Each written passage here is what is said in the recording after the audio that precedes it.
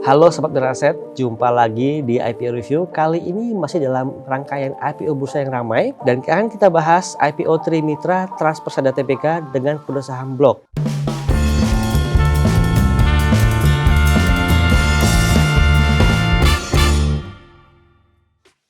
Nah, mungkin udah nggak asing dengan truknya di jalan-jalan, Sobat Beraset suka lihat di jalan. Nah, perusahaan yang berdiri sejak tahun 2009 ini bergerak di bidang usaha logistik integrasi yang terdiri dari atas jasa pengangkutan dan pergudangan.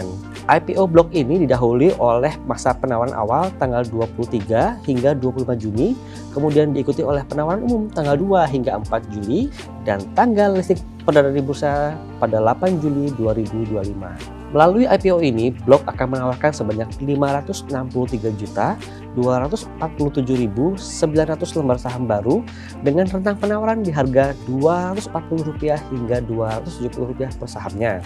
Sehingga potensi dana yang dapat diperoleh sebesar Rp135,2 miliar hingga Rp152,1 miliar.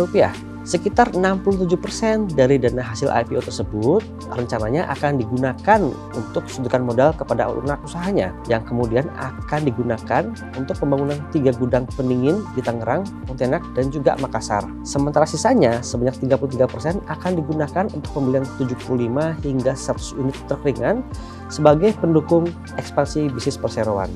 Kita beralih untuk melihat dari neracanya nih.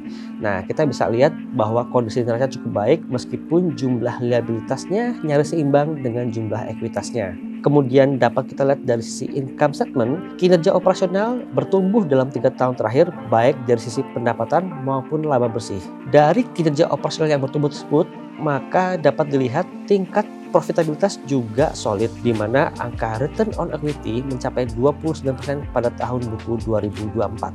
Nah, kemudian dari laporan keuangan tersebut diperoleh earning per share sebesar Rp33,1 per saham, menjadi PE ratio di rentang 7,3 hingga 8,2 kali. Sementara untuk book value per share di angka Rp114,8, menjadikan price to book value-nya di rentang 2,1 hingga 2,4 kali. Dengan kinerja operasional yang meningkat, kita lihat bahwa angka PE dan PBV ratio tersebut menurut saya masih cukup atraktif.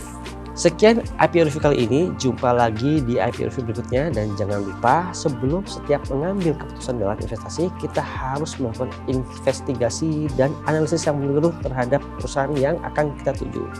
Sampai jumpa.